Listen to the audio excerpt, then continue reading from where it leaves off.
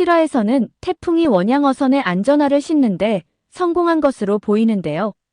표바코가 망나니 아들 현준을 향해 회사에 끼친 손해가 얼마인지 아냐며 흥분에 날뛰는 소리가 들립니다. 아마도 사채업자에게 약속한 1억보다 훨씬 더 큰 액수를 태풍이 손에 넣은 것이 아닐까 생각되죠. 이 사실을 알게 된 표바코가 자신과 상의 없이 물량을 태풍에게 넘겨준 현준에게 분노하는 것으로 보이는데요. 사실 안전화 7,000개 중에서 500개만 태풍 몫이었는데요. 6,500개는 표현준이 가져가려 했던 물량이었죠. 그런데 피투성이가 된 채 쓰러져 있는 슈박 대표 윤철을 보면서 태풍이 무리수를 두는 결정을 하게 되었는데요. 판매 수익금 1억을 주지 못할 시 자신 두 눈을 사채업자에게 주는 조건이었죠. 누가 봐도 이 상황은 미쳤다고 볼 수밖에 없는 상황이었습니다. 국제시장 흥신상 회사장인 정찰안도 경악하게 만들었죠. 애초 정찰안은 태풍에게 단단히 주의를 줬는데요. 사채 바닥에서도 악독하기로 유명한 사람이라며 돈 주고 물건만 받아오라고 당부했습니다. 그런 사채업자인 류희규에게 3달 안에 해결 못하면 두 눈을 주기로 서약서를 썼으니 환장할 노릇이죠. 태풍의 무모함을 지켜보던 표현주는 재밌다는 듯 자신의 물량을 태풍에게 내줬는데요. 사업의 사자도 모르는 태풍이 이 안전화를 파는 건 불가능하다고 생각했기 때문이죠. 하지만 태풍은 불가능을 가능으로 만들어버렸습니다. 오히려 아버지 강진영보다 더 뛰어난 사업 수완을 보이고 있는데요. 표바코 또한 이렇게 짧은 시간에 자신도 성공하지 못한 유럽 시장에 안전화를 수출하는 태풍을 보면서 경악하고 있죠. 없어져야 할 태풍 상사가 쓰러지기는커녕 짧은 시간에 더 큰 태풍을 만들고 있는데요. 무능한 외동아들인 표현준과 비교하면 가슴이 답답해오죠. 그런데 태풍은 어떻게 원양어선에 안전화를 싣는 것이 가능했을까요? 분명 8화 엔딩에서 원양어선 선장이 미선과 태풍에게 사람들을 시켜 소금 세례를 퍼부었는데요. 그런 것으로 보아 쉽게 허락하지는 않았을 것으로 보이죠. 어쩌면 선장 입장에서는 미친놈들이라 생각한 것이 아닐까 생각되는데요. 원양어선은 고기 잡는 배지 물건을 싣고 납품한 케이스는 없었기 때문이죠. 하지만 결정적으로 그를 설득시킨 건 정찰안과 포장마차 주인이 아니었을까 생각됩니다. 태풍은 정찰안에게 달려가 안전화를 보낼 수 있는 방법이 있다고 말했는데요. 그리고 그 방법으로 원양어선을 지목하죠. 이야기를 들은 정찰안은 어시장으로 달려가 포장마차 주인을 만났습니다. 그간의 이들의 사정을 알고 있던 그는 친분이 두터운 선장을 설득하기 시작하는데요. 이 안전화에 많은 목숨이 달려있다며 한 번만 도와달라고 부탁하죠. 더구나 슈박 대표 윤철을 살리기 위해 태풍이 사채업자에게 각서 쓴 사실까지 말하는데요. 인류애에 감동한 선장이 기꺼이 발벗고 나선 것이 아닐까 생각됩니다. 일은 일사천리로 진행되었고 모두가 잠든 사이에 원양어선은 안전화를 싣고 유럽으로 향했죠. 그러다 보니 표바코조차 이 사실을 전혀 모르고 있었는데요. 만일 표바코가 사전에 이 사실을 알았다면 또다시 방해 공작을 펼치지 않았을까 싶습니다. 표현주는 실력면에서 태풍을 따라갈 수 없으니 표상선이라는 회사를 이용해 끊임없는 편법을 저지르고 있는데요. 태어나 자신 손으로 처음 무언가를 팔아본 태풍 기분은 이루 말할 수 없었는데요. 이제 안전화를 실어보낼 출항까지의 시간은 단 이틀만 남아있었죠. 그런데 현준의 농간으로 인해 태풍 상사가 해운사 블랙리스트에 오르는 상황이 벌어졌는데요.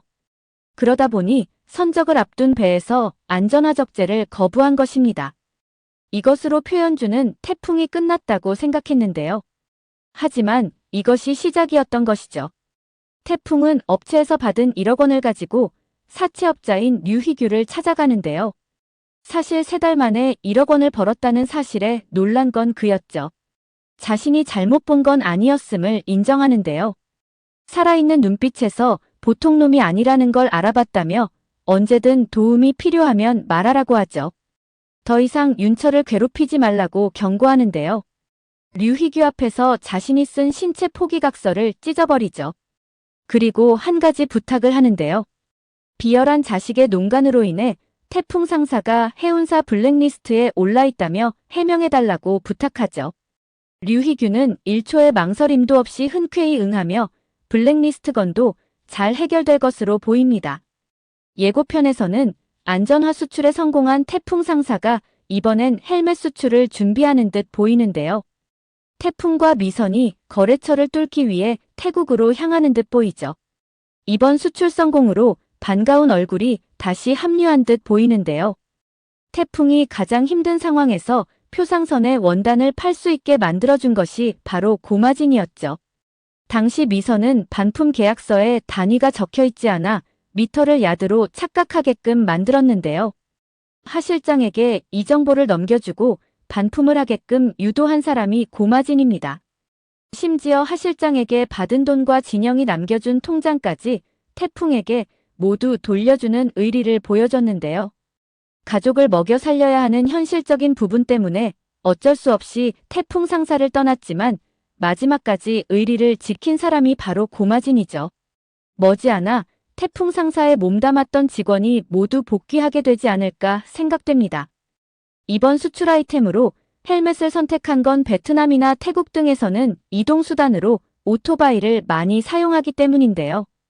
안전화에 이어 안전의 필수인 헬멧 선정은 신의 한 수가 아닐까 싶죠. 대박의 기운이 느껴집니다. 태풍과 오미선은 환상의 콤비인데요. 태풍은 누구도 생각하지 못하는 기발한 사업 아이템을 발굴하는 능력을 가지고 있죠. 반면 미진은 뛰어난 계산 능력과 일처리 능력을 자랑하고 있는데요. 강진영이 거액이 걸린 원단 수입을 앞두고 일개 격리인 오미선에게 의견을 물어봤는지 알 수 있을 정도이죠. 미선의 탁월한 업무 능력을 알고 있었던 것입니다. 그걸 알기에 임종순간에 태풍을 부탁한 것이죠. 예고편에서는 태풍이 미선이 웃는 모습이 참 예쁘다고 말하는 장면이 나오는데요. 이렇게 두 사람은 사업도 사랑도 거머쥐게 되지 않을까 싶습니다. 태풍에게는 미선이 반드시 필요한 존재이죠. 태풍이 가장 힘든 순간에 옆에 있어준 유일한 사람이 미선이었는데요. 게다가 금고 비번을 알려줌으로써 아버지에 대한 오해도 풀리게 만들었죠.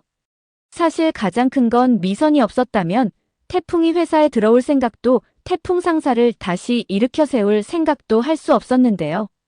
미선이 태풍 옆에 있어줬기에 오늘날 태풍이 존재하는 것입니다. 미선이 자신과 한마디 상의도 없이 태풍이 7,000개의 안전화를 가지고 오자 엄청나게 실망했었는데요. 미선의 화를 풀어주고자 소원 카드를 쓰며 달래주는 태풍이었죠. 이 상황에서 미선이 유일하게 당부한 것이 하나 있었는데요. 바로 몸을 다치지 말라는 것이었습니다. 그만큼 태풍을 아끼고 있다는 반증으로 보이죠. 오늘 영상은 여기까지입니다. 구독, 좋아요는 언제나 제게 큰 힘이 됩니다.